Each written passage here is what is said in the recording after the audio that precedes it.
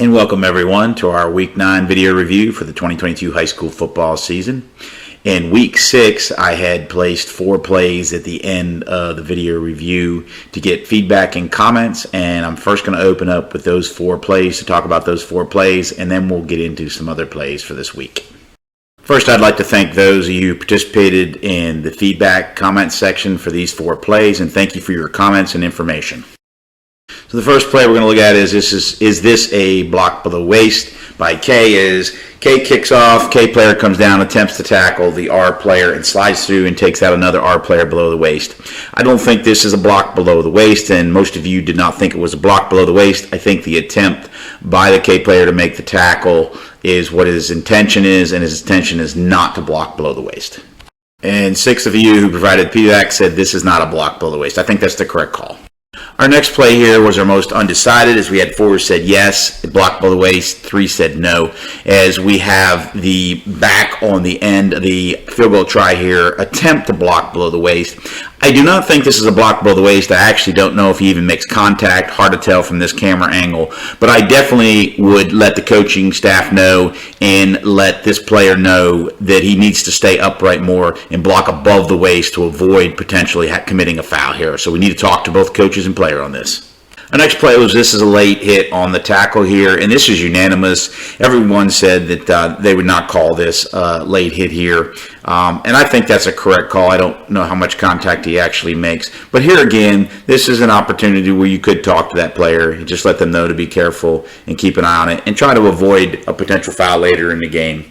So again, we could talk to the player game management here. Our final you make the call play was whether this was a horse collar tackle at the end of this play. And when I first saw this play, I thought no, because he pulled him forward. But as you look at the tackle, the tackler grabs the inside back of his collar, it looks like from this video. But as he pulls him, yes, he goes forward. But look how he turns him, and then he pulls him down. And it almost looks like he turns him around and pulls him down backwards. So I really think we could support a horse collar foul here. Even though he pulls him forward in relation to the end zone, he does turn him, and as he turns him, he pulls him down backwards. And I think a horse collar foul here would be appropriate. Again, thanks to everyone who participated in the You Make the Call series that I did in Week 6. Again, you may not agree with the comments I made or the comments of others on these particular plays, but that's fine. These plays are always open for discussion, and we may not always agree on every play. Let's get into Week 9 video review. So our first play this week in Week 9 we're going to take a look at is on a kickoff. And on the kickoff, after the receiver receives the kickoff, he then turns to his left and throws what appears definitely on here is a backwards pass. And this is a good point here on this play we sent it. It's a good point to make here that on these types of plays, even though it's not from the line of scrimmage, but it's still a backwards pass, it is a good mechanic for the official on the sideline here to give the punch back signal so that the whole crew knows that that official is aware that it's a backward pass. The whole crew knows it's a backward pass so that we can correctly officiate this play and get it correct during the game. So remember to go ahead and punch backwards. That way we know this is a backwards pass. So our next play here will involve actually 2 rules from Rule 7. We're going to look at the exception to intentional grounding, and then we're going to look at ineligibles downfield. So first, let's take a look at the first part of this play in the exception to intentional grounding.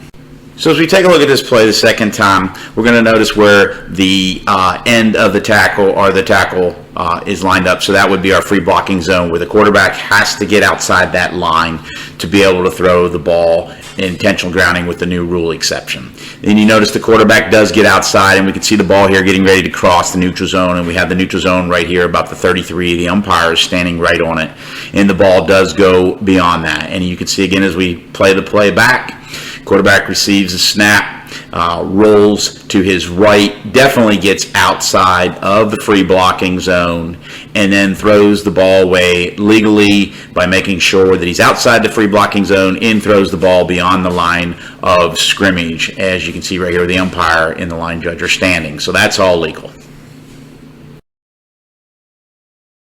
So now we're going to look at the second part of this play where under Rule 7.5, Article 12, we have ineligibles downfield. So as we look here, we have a center and a guard in the circle on the line of scrimmage. And as the play develops, we're going to notice that the center and guard go downfield here. And right before they disappear from the screen, we see clearly by the yellow line, the umpire standing at 33, that they're more than 2 yards beyond the line of scrimmage. Definitely downfield, and then we have the ball thrown away. So they are downfield, and then we have the umpire throws the flag on this play for ineligibles downfield, flagging in because they're more than 2 yards beyond the line of scrimmage on a passing play. So as we talk about this is a good point of discussion about the rule to exception to intentional grounding and linemen downfield. So we're going to take a look at the very next play after this. That was play 14. This is play 15. Previous play was first down. This is second down. And so notice we didn't have a penalty enforcement. And I don't know the specifics of this game. I don't know the details. I don't know if the penalty was waved off, declined, or whatever. But the important part here, as we talk about that play, is the fact that maybe the play was for some reason the penalty was not enforced. And at our level of NFHS high school rules, there is no specific indication in the rule book that we would not enforce this penalty because of the exception of intentional grounding and the lineman downfield. At another level, there is a rule that indicates that, but at the NFHS high school level, we would still apply the penalty for this if a lineman are downfield on a forward pass that crosses the line of scrimmage. So just keep that in mind, and this is a good point of discussion in your pregames.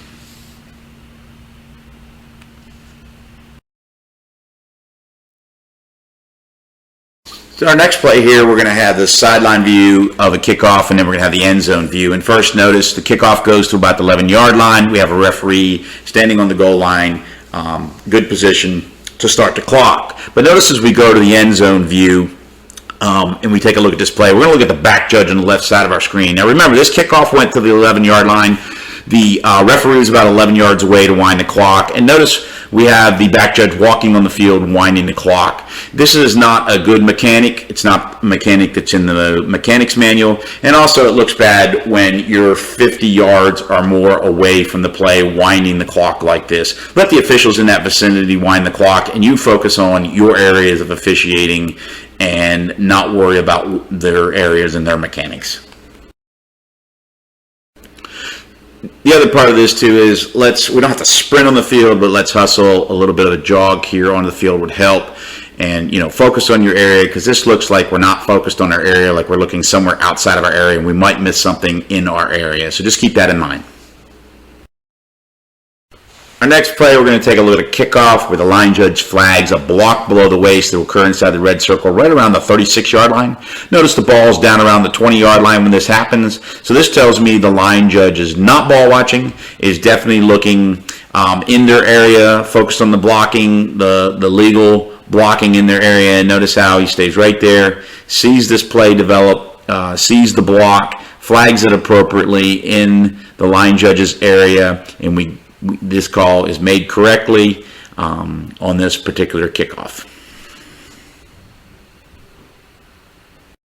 Next play is a punt play, which is not from our association, but it is from a North Carolina game. And notice how, first of all, the offense shifts in this formation. I've seen this several times in games. But we have a punt situation, and we're going to discuss this in further detail because there's a couple things here to unpack on this particular play. So first of all, again, like I said, be alert for the shifting on a punt play. I've seen this several teams. But here we have the punter punt the ball. And notice our line of scrimmage is about the 32-yard line. The punter, rugby-style punter, punts the ball, and the ball hits the back of a receiver player about the 39. So it's beyond the line of scrimmage. Around the 40, a K player recovers the punt.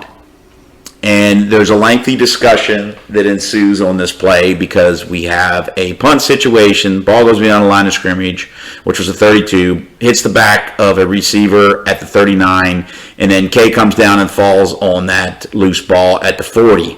And as the lengthy discussion ensues, the crew eventually does get the call correct as they discuss it, because it's not something that you're used to seeing, and when it happens, it may throw you off. So just be alert for this. But the other point here is we have the coach on the visiting sideline coming out on the field, and we need to be aware of that too. And I realize the coach probably wants some questions and some answers, but let's remind them they need to stay off the field and on the sideline, and we will come give them that information once we have it. They don't need to be out on the field, because it does not give a good appearance, and we want them to remain on the sideline, because the more they come on the field, the more they feel they can come further on the field. But like I said, so this particular play is something you may not see a lot, but because R touched the ball and then K recovered it, and it was beyond the line of scrimmage, they reset the down markers here, as you will see, and we have a 1st and 10 for the kicking team, or the dark blue team, on the 40-yard line, and resume play here in a few minutes after that discussion. So I've cut out a lot of the discussion amongst the officiating crew in this play to get to the point where we can see the chains are being moved up to the 40-yard line, changing the down number to 1st, and we're going to have 1st and 10 from the 40-yard line, with the new line to gain being the 50-yard line. The crew continues to discuss this play, but in the end, they get the call correctly, as we had a punt, a scrimmage kick by K from the line of scrimmage being the 32-yard line, touched by a R player at the 39, and then recovered at the 40. The loose ball was recovered, so it's 1st and 10, K's ball, and they return to offense. Just be prepared for these types of plays, as anything can happen on the football field, and if there's any confusion, it's okay to take time to discuss it and get the call correct. Thank you, everyone, for taking the time to view our Week 9 video review. Just a couple of points of emphasis. Let's continue with good sideline management. Let's continue to be aware of ineligibles downfield. And also, let's be aware of and know our line of scrimmage on all plays. And finally, let's continue to use good quality mechanics so we look good out there, and stay safe. And until our Week 10 video review, have a great week.